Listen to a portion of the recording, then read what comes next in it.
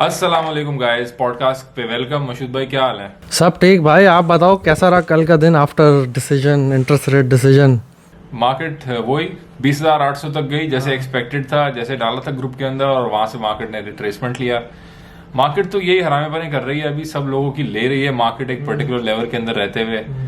Doesn't give a shit about feeling of people. तो पावल कैसा लगता है आपको? पावल मेरा फेवरेट है। लेकिन हाँ, इंटरेस्टिंग। देखो वही है, अब 75 बेसिस पॉइंट हो गया है अब। पावल अपना बॉय है।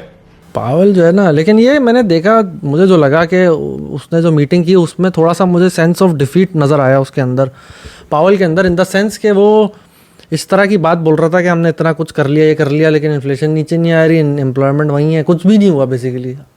हमने इतना कुछ इंटरेस्ट रेट बढ़ा दिए, लेकिन ना लेबर मार्केट हल्की हो रही है, ना इन्फ्लेशन नीचे आ रही है। तो थोड़ा मुझे ये फील हुआ कि जैसे उसको लगा हो ये। तो तुम्हें क्या लगता है कि इसकी वजह से क्या होगा? इसकी वजह से मतलब एक अकेला बंदा तो कुछ नहीं कर सकता, वो तो पूरी कमेटी डिसीजन लेती है, लेकिन बस मुझे उसके अंदर एक सेंस ऑफ वो नज़र आया कि अकेली कमेटी भी कुछ नहीं कर सकती। ये लोग Obviously डिमांड को कंट्रोल करेंगे? नहीं, डिमांड ये इन्फ्लेशन डिमांड बेस्ड ज़्यादा है ही नहीं ना। एग्जैक्टली। ऑयल की प्राइसेस के ऊपर बहुत बड़ा है, एनर्जी प्राइसेस के ऊपर बहुत बड़ा है, कहाँ तक कंट्रोल करेंगे? और ये लोग सिर्फ लगे हुए हैं डिमांड को किसी ना किसी तरह कंट्रोल करने पे। ठीक है, और इस सारे एम्प्लॉयमेंट डेटा और एम्प्लॉयमेंट नंबर्स ये सब शिट है यार। मतलब कम ऑन यार, मतलब लोगों के पास वहां पे नौकरियां मुश्किल हो रही हैं, लोग निकल रहे हैं। अब इलॉन मस्क ट्विटर में से लोगों को निकालने लगा है, निकाला भी है भाई ने। ठीक है, वैसे व्हाट अ मूव यार, भाई ले गया वो यार। उसके पीछे अभी गवर्नमेंट पड़ गई फिर से। हाँ, कि इन्वेस्टिगेशन करेंगे कि क्या इसको ऐसे ओन करना चाहिए कि नहीं करना चाहिए। भाई पैसा उसने सिस्टम रिग करके उसने खरीद लिया। उसने बोला I don't give a shit कि तुम लोग क्या सोचते हो, क्या करते हो, मैंने खरीद लिया है और भाड़ में जाओ और बाहर निकलो। और जाहिर है उसकी वजह से डॉज कॉइन में जो पंप आया है 2x से भी ऊपर चला गया। 1.5x तो हुआ है। 6 कुछ का 13-14 तक चला गया था, 14 से भी ऊपर चला गया था। 0.05 से 15 गया बेसिकली। इलॉन मस्क की पावर। हाँ, तो ये तो है without any shadow of doubt कि उसने जो है वो मार्केट को ऐसे डॉज को मार्केट को पंप किया है। साथ में बीएनबी भी पंप हुआ है, क्योंकि बाइनेंस का जो सीईओ है सीजी, उसका भी पैसा ट्विटर की डील में पीछे लगा हुआ है। और उसने भी बोला है कि अगर मुझे बोर्ड में बुलाया जाएगा तो मैं शामिल होऊंगा। एग्जैक्टली, जो बहुत बड़ा स्टेप होगा, बहुत बड़ा स्टेप होगा कि एक बाइनेंस दुनिया का सबसे बड़ा एक्सचेंज और one of the largest social media में वो जाके बन जाए उसका वो। तो प्रॉब्ली बीएनबी का अच्छा स्कोप होगा अगर ऐसा होगा तो। और उन्होंने ये भी कहा है कि बाइनेंस की अगर आपको कहीं पे भी सपोर्ट की जरूरत होगी in integrating any payment system in Twitter, तो उसके लिए भी हम हाजिर हैं। बिल्कुल। तो ये बड़ी एक मुस्बत का मतलब पॉजिटिव हुआ है। हाँ, बड़ी मुस्बत किस्म की डेवलपमेंट है ये। हाँ, अब देखो ये वही है ना कि ये डिसेंट्रलाइजेशन का एक एडवांटेज है ना, कि बगैर किसी फिल्टर के लोग कोलैबोरेट कर रहे हैं। ठीक है, without any fair, without anything. ठीक है, चलो बहुत पैसा लगा हुआ है, कैपिटलिज्म है, जो भी है, लेकिन दोनों बंदे डिसेंट्रलाइजेशन के माइंडसेट से आए हैं सामने दुनिया के, और वो वही लेके आगे चल रहे हैं कि जो है ना हम पार्टिसिपेट करेंगे इम्प्रूव करने के लिए जो भी रिक्वायरमेंट होगी। तो बुल रन कब आएगा सूटी? बुल रन में टाइम है 2024 एंड में आएगा। एंड क्यों? एंड इस वजह से इंटरेस्ट रेट जो भी बढ़ रहे हैं अभी, तो थोड़ा लैग रहता है उसके 6-8 महीने का। उस असल इम्पैक्ट तो 2024 के बिगिनिंग में है, तो ये लगता है कि उससे पहले ही आ जाएगा। अभी तो क्या 2024 के एंड तक ये लोग क्वांटिटेटिव टाइमिंग करते रहेंगे। सॉरी 2023 का एंड, सॉरी। अच्छा, तुझे लग रहा है कि 2023 में जी रहा है। हाँ, आगे हो गया, मेरा कैलेंडर आगे हो गया अभी तो रहता है। अच्छा, वीडियो हमने फॉरवर्ड डेट 2023 के लिए वीडियो बना रहे हैं। ये जो ना हिडन मैसेजिंग हो रही है, सबलिमिनल मैसेजिंग हो रही है। लेकिन यार सूटी एक ये चीज है कि अभी इसने स्पीच के अंदर पावल ने रियल एस्टेट मार्केट के बारे में बड़ी टफ बातें की हैं। हाँ, मतलब इसने बोला है कि आई डोंट केयर, एक तरह से कि रियल एस्टेट मार्केट अगर नीचे जाती है तो उसने जाना है, मतलब आई डोंट केयर। इस वाली कैलकुलेशन में मैं थोड़ा जो है वो सरप्राइज हो गया हूँ, क्योंकि मेरे ओपिनियन और पॉइंट ऑफ व्यू के हिसाब से ये था कि यार रियल एस्टेट मार्केट को ये लोग गिरता हुआ नहीं देखेंगे, लेकिन इसकी बातों से ऐसा लग रहा है कि दे डोंट केयर। वही है ना, अब देखो पीछे एजेंडा कुछ और चल रहा होगा, वो हम नहीं समझ सकते पूरी तरह। जैसे वो रेंटल डिमांड कोट कर रहा था कि रेंटल डिमांड स्ट्रांग है, रेंट कम नहीं हो रहे, सेल परचेज बहुत ज़्यादा हुई है रिसेंटली, ये वो इस तरह की चीज़ें कोट कर रहा था। But at the end of the day यार वही गेम है, देखो हर 5-10 साल में बड़े प्लेयर को मौका चाहिए बड़ा पैसा बनाने के लिए, और उसी के लिए वो ये सब चीज़ें कर रहे हैं। अभी मैं एक रियल एस्टेट एजेंट के साथ बैठा हुआ था, जहाँ से तुमने मुझे पिक किया है, तो वो 3 साल से रियल एस्टेट एजेंट है यहाँ पे। तो वो उसका ये कहना था कि जो अभी buying and selling of frequencies market में इस वक्त मौजूद है, ये पिछले 3 साल में नहीं थी। इवन आफ्टर जब सब कुछ ओपन हुआ लॉकडाउन, वो तब भी नहीं थी। मतलब इन टर्म्स ऑफ वैल्यू नहीं, in terms of frequency of buying and selling, कि जो खरीद रहा है वो फौरन बेच रहा है, ठीक है, जो बेच के बैठा है वो फौरन दूसरी खरीद रहा है, रिपीट परचेजेस हो रही हैं, रोलिंग बहुत हो रही है। हाँ, रोलिंग बहुत हो रही है विद इन द मार्केट। जो बेच रहा है वो कह रहा है, उसी एजेंट को कह रहा है कि मुझे एक और प्रॉपर्टी खरीदनी है या मुझे 2 और प्रॉपर्टीज बुक करनी है। तो रोलिंग बहुत हो रही है मार्केट के अंदर। तो लेकिन मैंने टिकटॉक के ऊपर एक वीडियो डाली थी, उसमें मैंने एक काइंड ऑफ रिसर्च वीडियो डाली थी कि भाई क्या कनाडा, यूके, यूएस क्या मार्केट का सीन है। फिर मैंने कमेंट्स को देखा था, क्योंकि TikTok I think is a very nice platform थोड़ा रिसर्च करने के लिए कि मार्केट में क्या चल रहा है, सेंटिमेंट। हैरत की बात है कि यूएई से बैठ के हम टिकटॉक बना रहे हैं, लेकिन मेरी रीच कनाडा, यूएस अच्छी खासी है, वहां पे अच्छे खासे को ऑस्ट्रेलिया, खासतौर पर ऑस्ट्रेलिया और मैक्सिमम सरदार जी भाई क्रिप्टो में मेरे ख्याल से जितने सरदार इंटरेस्टेड है ना, सबसे ज्यादा डेमोग्राफिक मैंने देखा है। ठीक है, या तो इनके पास पैसा बहुत है उधर, हो सकता है, या इनको चांस लेने का शौक है जिंदगी में, चांस लेने का शौक है जिंदगी के अंदर, ठीक है, लेकिन बड़े वेल लर्नेड, बड़े मतलब प्रोग्रेसिव, और उनको कुछ ना कुछ करना है और इन्वेस्ट करते आ रहे हैं, और दे आर विलिंग टू, मैंने देखा they are willing to invest into their future. ये चीज मैंने उनके अंदर देखे, प्रोग्रेसिव देखे, और लोग भी होंगे। तो वहां पे मैंने ये सुना कि कनाडा के अंदर रियल एस्टेट मार्केट गिरी है, यूएस में गिर रही है, यूके के अंदर काइंड ऑफ स्टेडी है, जो एक मिक्स्ड मैंने रिव्यूज देखे हैं। तो मुझे तो लगता है कि अगर इसी तरह रेट हाइक इन्होंने दिसंबर में 0.5 किए, जनवरी में 0.5 किए, अगर ये नहीं रुके तो next year real estate crisis आ रहा है। क्या पता यही पार्ट ऑफ द प्लान हो भाई। देखो, लोग वो जर्नलिस्ट बेवकूफ तो नहीं थे ना जिन्होंने पावेल से सवाल किया। उन्होंने पूछा, एक ने ये भी पूछा कि do you think soft landing is still happening, इसने बोला नो, इसने बोला आई डोंट थिंक सो। हाँ वही है, देखो कि चिल था यार, तूने नोटिस किया, चिल है वो प्लान के साथ आया हुआ है, वो प्लान के साथ चल रहा है। वो प्लान हर किसी को नहीं पता ना, वो उसी को पता है, उसको इल्यूमिनाटी को। हाँ, जो भी उसके पीछे लोग हैं, जिन लोगों का हाथ है, उन्हीं को पता है। लेकिन हम तो भाई, हम छोटा इन्वेस्टर है, वो क्या कर सकता है, किस तरह बच के चल सकता है, हमें तो ये सोचना है। जाहिर है हम बड़ी वेल नहीं, उस जैसे बिहेवियर हमारे नहीं है ना, हमारी जेब वैसी है, तो हमें तो अपना देखना है, उस हिसाब से हम किस तरह प्रोटेक्ट कर सकते हैं अपने आप को। ये लोग इंकशाफ करूं, हाँ इंकशाफ कर दे भाई। मेरे ख्याल से बिटकॉइन अपना बॉटम कर चुका है 17,800 पे, दैट वाज गुड। तो नेक्स्ट का ईयर एंड पे क्या प्राइस टारगेट है? तुक्के लगाते हैं। 32 मुझे लगता है 32 हम जाए, बिटवीन एग्जैक्ट प्राइस नहीं, हाँ रेंज बिटवीन 28 to 32 सही है। क्रिसमस रैली मेरे ख्याल इन्होंने क्या करना है, सिर्फ और सिर्फ इन्होंने इंटरेस्ट रेट 0.5 बढ़ाना है। देखो इन्होंने पिछले कई महीनों से 0.75, तीसरा महीना है ना, तीसरा रेट है, चौथा रेट है 0.75 का, और मार्केट तब भी नया लोअर लो नहीं बनाया, मार्केट ने वही लोअर लो बनाया था जो बनाया था।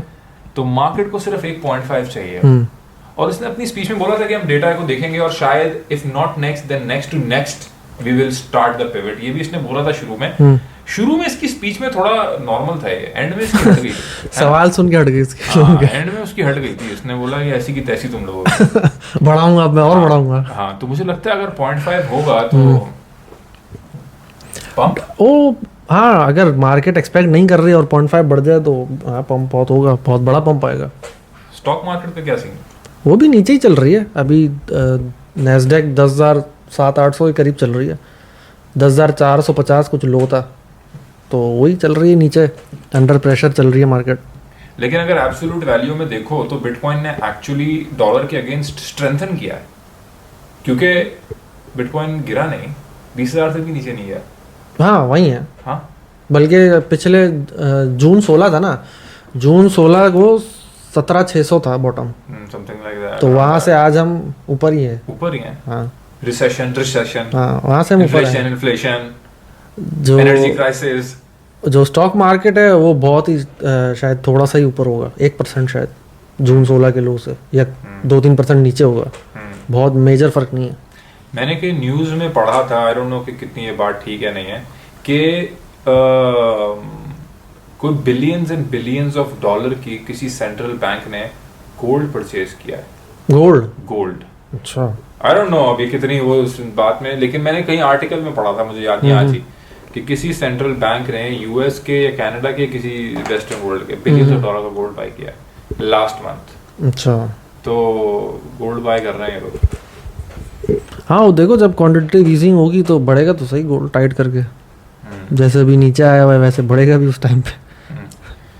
ये बता जरा, थोड़ा इससे हट के बात करते हैं। हाँ। कि सबसे ज्यादा तेरी किस चीज से हटती है ट्रेडर्स की? यार लोग बहुत बहुत ज़्यादा इमोशनल हो जाते हैं, और मैक्रो उस पर अगर आप देखो ना, $400-500 का चेंज आया है फॉर बिटकॉइन। $400-500 कुछ भी नहीं है यार, 2%, 1-2% होता है। तो उस पे लोग समझने लगते हैं जैसे पता नहीं चांद पे चले गए, या बहुत बड़ा पंप आ गया, या बहुत बड़ा डंप आ गया। ये बहुत छोटा चेंज है भाई। हाँ।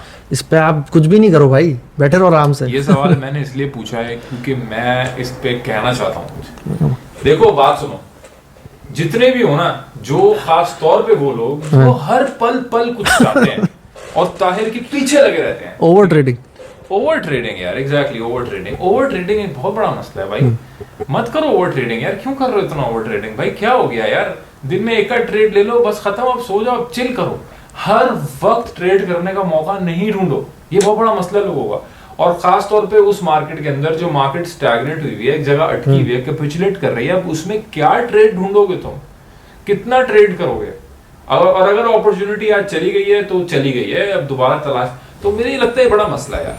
लोगों को थोड़ा ओवर ट्रेडिंग से गुरेज करना चाहिए। इसके अंदर लोग पैसा खोते हैं, ठीक है, इसके अंदर लोग पैसा खोते हैं। और डेढ़ होशियार नहीं बनो। अगर बोला है ना, और अगर पता है कि समझ आ रहा है, एनालिसिस अगर कह रहा है कि यार दो तरफ मार्केट जा सकती है और यहां तरफ चांसेस ज्यादा हैं, तो डेढ़ होशियार बन के ना उसके अगेंस्ट ट्रेडिंग करने की कोशिश नहीं करो, और फिर रोते हुए जो है वो मतलब बैठे होते हैं। खुदाई कसम, कितने लोगों ने यार अभी लॉन्ग किया था इंटरेस्ट रेट डिसीजन पे, जबकि उनको मालूम था कि ऊपर नीचे विक जा सकती है। बिल्कुल ठीक है, हर बंदा ये कह रहा था, और ऊपर नीचे, और ऐसा हुआ आवरडी के अंदर $600 ऊपर नीचे बिक गई है। ठीक है, लेकिन कितने लोगों की लिक्विडेशन के मैसेजेस मैंने देखे, कितने लोगों के शॉर्ट सेल वगैरह फंसे हुए मैंने मैसेज देखे। ठीक है, तो ये यू नो असल में ये वही है जो हम पिछली दफ़ा भी एक दफ़ा बात कर रहे थे कि कुछ मिथ्स हैं ट्रेडिंग से रिलेटेड, सही है, और सक्सेसफुल ट्रेडिंग के लिए कुछ चीज़ें ज़रूरी हैं। उसमें एक बहुत बड़ी चीज़ ये है कि आप ओवर ट्रेडिंग नहीं करो भाई। ज़्यादा ट्रेड करने का ही मतलब थोड़ी आप ज़्यादा पैसा बना लोगे, ऐसा नहीं होता भाई। क्वालिटी पे डिपेंड करता है, क्वालिटी ऑफ द ट्रेड, आपकी एक्यूरेसी कितनी है, और आप पर ट्रेड क्या बना रहे हो एवरेज पैसे। ये थोड़ी कि आप हर वक्त ट्रेड कर रहे हो। दूसरा, मैंने बहुत लोगों का ये भी देखा है कि लोग समझते हैं कि जो सबसे ज़्यादा पैसा लेके उतर गया ना मार्केट में, वो सक्सेसफुल ट्रेडर हो जाएगा। ऐसा नहीं होता भाई, लोग मिलियंस ऑफ डॉलर भी गवा चुके हैं इसमें। तो ये कुछ मिथ्स हैं जिससे लोगों को बाहर आना ज़रूरी है, सही है। अब जितना जल्दी लोग लर्न कर ले उतना जल्दी उनका अपना फ़ायदा है। एक कॉमन सवाल होता है लोगों का, खासतौर पे जिनके पास थोड़ा पैसा है, क्योंकि तुमने बोला कुछ लोग पैसा लेके उतरते हैं, और वो लोग ये कहते हैं कि हमें ये फुल टाइम काम करना है, हमें कितने पैसों की जरूरत है। तो मैं बोलूंगा कि चलो अगर आप यूएई के अंदर हो, आपको 50,000 दिरहम की जरूरत है। 50,000 दिरहम का 10% 5,000 दिरहम है, मतलब बहुत ही आप 5,000 दिरहम के अंदर आप कोई अच्छा लाइफस्टाइल नहीं जी सकते। बिल्कुल ठीक है, बहुत ही आप मतलब पार्टीशन में रह के अपना 19-20 काम पूरा करके मेट्रो में सफर करके अपना टाइम गुजारोगे, और शायद घर कुछ ना भेजो, विच इज अ फैक्ट। ठीक है, अगर आपके पास लाख दिरहम है और आप 10,000 बना रहे हो, चलो ठीक है, there is something, there is some room for improvement over there, और 10% आप बना रहे हो महीने का। लेकिन इसके अंदर भी आपको इन्वेस्टमेंट चाहिए, आपको डिवाइस चाहिए, आपको पेशेंस चाहिए, आपको लॉस को थोड़ा एब्जॉर्ब करने का और ट्रेड फंसा के रखने का वो चाहिए। तो इवन लाख दिरहम भी आपके पास क्यों ना हो जिससे आप ट्रेडिंग कर रहे हो ना, और 10% एवरी मंथ शायद आपको ना मिले, किसी महीने 20% मिल जाए, किसी महीने 5% मिल जाए, किसी 2 महीने आप लॉस में रहो क्योंकि अब आप गलत एक ट्रेड करके फंस गए हो। तो ट्रेडिंग इन इटसेल्फ तुम्हारे हिसाब से क्या ये एक ऐसी इनकम स्ट्रीम है कि सब छोड़ के आप इस पर डिपेंड करो? ये है इनकम स्ट्रीम, लेकिन प्रोबेबली दुनिया में 1% लोगों के लिए है। हाँ, और मेरे ख्याल से आपके पास 5 लाख दरम होने चाहिए अगर आप फंसा, मतलब if you should have cushion. जितनी अमाउंट लगा रहे हो ना, मेरे ख्याल से उतनी अमाउंट पीछे कुशन होनी चाहिए। अगर लाख दरम लगा रहे हो, 1 लाख दरम पीछे कुशन होना चाहिए for those 2 months which are tough. इसमें जो लोग 1% में पहुंच चुके हैं, ठीक है, वो अक्सर एक ये बात भी करते हैं कि जब आपके सर के ऊपर प्रेशर होता है ना कि यार मेरा तो खर्चा ही इससे निकलना है, तो ट्रेडिंग जो है ना वो डबल ट्रिपल मुश्किल हो जाती है। Exactly. सही है। तो ये वो चीज़ें जो लोग नहीं समझते क्योंकि वो कर नहीं रहे। very good बहुत बहुत बड़ा प्रेशर होता है ये। ऑब्वियसली लोग उस पर बोलते हैं कि आप मिनिमम 12 महीने या 6 महीने के एक्सपेंस साइड पे रख के ट्रेडिंग करो ताकि आप उस प्रेशर से बाहर आ जाओ, बट आसान नहीं है भाई। जब आपकी रोजी रोटी उसी से चलनी है तो फिर आसान नहीं होता, बहुत बहुत प्रेशर होता है। और आप किसी को ब्लेम भी नहीं कर सकते। नहीं कर सकते, आप खुद कर रहे हो भाई। बिल्कुल। आप अपने एम्प्लॉइज को नहीं कह सकते, आप बॉस नहीं हो, आप नहीं कह सकते कि मेरी दुकान पे ये मसला हो गया था, गले में से इसने पैसे ले लिए थे, या ये मेरा एम्प्लॉय सही काम नहीं कर रहा था, क्लाइंट चला गया। You have nobody to blame to, it's yourself. बिल्कुल। और लोगों को ये भी नहीं चाहिए, लोगों को रीजन चाहिए और ब्लेम चाहिए। हाँ। अब देखो ना, ये जो एक्सचेंजेस हैं, ये जो विक मारती हैं ऊपर नीचे का $600, $1000 पिछली दफा $600, इनको मालूम है कि यार ये तो विक कभी भी मार सकते हैं। हाँ। लेकिन इनको पता है कि अगर हम ऐसे नॉर्मल डेज में विक मार देंगे तो लोगों को रीजन क्या मिलेगा? हाँ। हमें तो लोगों को रैशनैलिटी देनी है।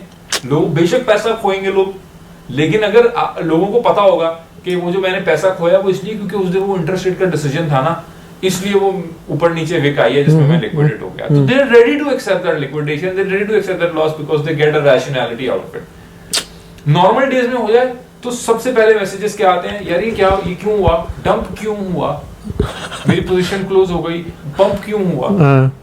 अगर बता दो क्यों हुआ, ठंडे हो जाते हैं। अच्छा हाँ ठीक है, सही है, वो मेरी गलती नहीं है, मेरा फेलियर नहीं है, वो इंटरेस्ट रेट बढ़ गए थे, वो मैनिपुलेशन हो गई थी, वो वो एम्प्लॉयमेंट डेटा सही नहीं आया था, इलॉन मस्क ने जो भी है, ठीक है। मतलब लोगों को एक रीजन चाहिए। ये एक अजीब सी साइकोलॉजी है लोगों की जो मैंने डिस्कवर की है since I started interacting with so many people because of social media, जो कि इज वेरी वियर्ड। और मेरे ख्याल से ये जो एलीट लोग हैं ये समझते हैं ये, तभी ये लोग जो हैं, इवन दो उनको कोई वो नहीं है, they don't give a shit, उनको न्यूज़ क्रिएट करने की क्या जरूरत है, बट दे नो कि मासेस को कंट्रोल करने के लिए और उनको ठंडा रखने के लिए और लूट के ठंडा रखने के लिए, लूट भी लो और वो ठंडे भी हो, उसके लिए जरूरी है कि you should have a day जहाँ पे बड़ी न्यूज़ हो और उस पे आप इनको लूटो। दूसरा ये भी है ना कि जब बड़ी न्यूज़ होती है और भाई बहुत सारे बंदे लुट गए, तो दूसरा फैक्टर ये भी होता है ना, अबे यार उसके साथ भी हो गया ना, इसके साथ भी तो हुआ है, इसके साथ भी तो हुआ है, तो ठीक है यार ये आज यही होना था। न्यूज़ आती है, ये नहीं देख रहा कि अकाउंट में जो है ना वो सिफर हो गया है, 1.3 बिलियन साफ हो गया, लिक्विडेटेड फ्रॉम द मार्केट। अच्छा यार बहुत लोग लुटे हैं, तो you know I am just one of them. हां 1.3 बिलियन हुआ है, मेरा तो यार इतना गया है सिर्फ। हां एग्जैक्टली। तो भाई इसी वजह से जो लोग सीरियसली ट्रेडिंग कंसिडर करना चाह रहे हैं वो भाई 6 से 12 महीने आप प्रैक्टिस करो विद कंसिस्टेंट प्रॉफिट। 6-12 महीने लगातार प्रॉफिट होना चाहिए आपको, और आप जर्नल मेंटेन करो। आज मैंने ये ट्रेड ली, इतने बज के इतने मिनट पे चार्ट ये बता रहा था, इस फैक्टर की वजह से मैंने ये ट्रेड लिए। इस डेडिकेशन और इस कंसिस्टेंसी के साथ करोगे तो हो सकता है भाई, वरना फिर जो 95% लोगों के साथ हो रहा है वही होगा। और डिसिप्लिन बहुत इंपॉर्टेंट। डिसिप्लिन, हाँ। ट्रेडर जो है वो डिसिप्लिन्ड बंदा होता है, बिल्कुल, जो फुल टाइम कर रहे होते हैं। उनको अगर तुम देखो फिजिकली फिट होंगे, डिसिप्लिन्ड होंगे, they would not take shit, they would never change their routine for you।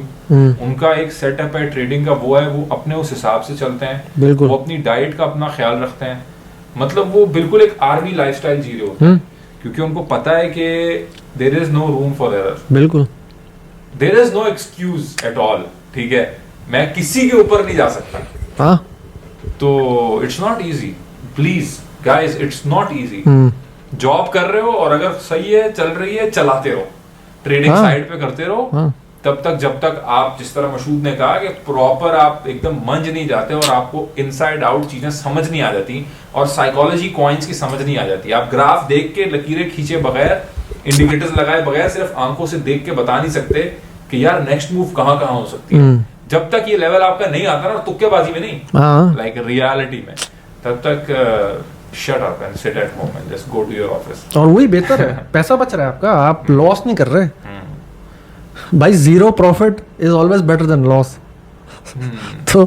तो भाई आराम से चिल करो भाई, और जब भी कोई बड़ा इवेंट होने वाला होता है उसी टाइम सबको कूदना होता है मार्केट में। हाँ भाई सब्र कर लो, क्या जल्दी है भाई। और प्लीज लोन लेके क्रिप्टो बाय नहीं करो। हाँ यार ये भी बड़ा मैं कल एक प्रॉब्लम है। बंदे से मिला, लोन लेके बाय कर लूं मैं, बाहर मिला मुझे ऐसे ही, बैठा थोड़ी देर बात हुई, मैं लोन लेके बाय कर लूं, नीचे आया बिटकॉइन ये वो। मैं बोला तुम्हारा अपना फैसला है, लेकिन अगर मैं तुम्हारी जगह होऊंगा तो मैं तो कभी नहीं करूंगा, तुम्हारा जो दिल चाहे करो, आई डोंट केयर। लेकिन अगर मैं तुम्हारी जगह होऊंगा तो मैं तो कभी नहीं लोन लेके करूंगा। And I would recommend to anyone who is my close friend कि लोन लेके तुम क्रिप्टो खरीद लो, बेशक बिटकॉइन है, बेशक ऊपर जाना है, लेकिन लोन लेके that's going a bit ahead, ठीक है, अवॉइड करो इस चीज को। तो खैर गाइस, मशहूद भाई any final words for Tahir भाई? ताहिर को मिस कर रहे हैं, अक्षय भी नहीं है, अक्षय भी नहीं है, ताहिर भी नहीं है, दो सीटें खाली जिस पे हाथ रखे हम। एग्जैक्टली ये अक्षय की सीट ताहिर की सीट है। नेक्स्ट पॉडकास्ट में हम लोग अक्षय और ताहिर दोनों के साथ होंगे इंशाल्लाह, और बनाएंगे इंशाल्लाह ताला। देखते हैं इस वीकेंड भी कोशिश करते हैं बनाने की यार। एक आध और लोग हैं उनसे मेरी बात हुई, उनको भी इनवाइट मारेंगे। हाँ बुलाओ। ठीक है, चलो फिर guys, thank you so much. Questions बताओ अगर आप लोग को स्पेसिफिक है। हम लोग एक Q&A टाइप पॉडकास्ट करना चाह रहे हैं जहां में हम रीड करें आप लोग के क्वेश्चंस और उनको हम आंसर करें। Thank you so much. Thank you.